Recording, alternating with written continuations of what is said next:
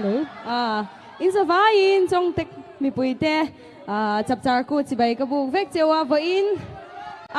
kan try to te zara le khomi puite zara hei ka mu thei chewa kalom em ni chuan a she thiang lo deu tan sap trong in soi ve shu chi mang o it is my pleasure meeting you all, and I am so happy that I would be able to perform here in front of you, and hope you enjoy today. Với in warm đây in mang don ya chap char ko chibai vek o mi zo takin tin volkan chanang mi lau lam pui vek don ya.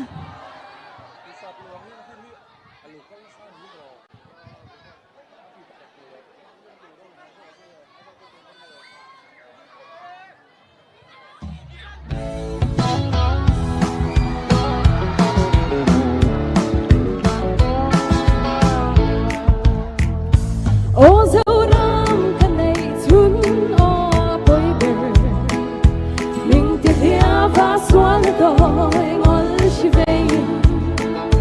rồi theo tôi bắt vừa lại cũ chỉ về nhà rồi khi ngoài ngoài chúng giống như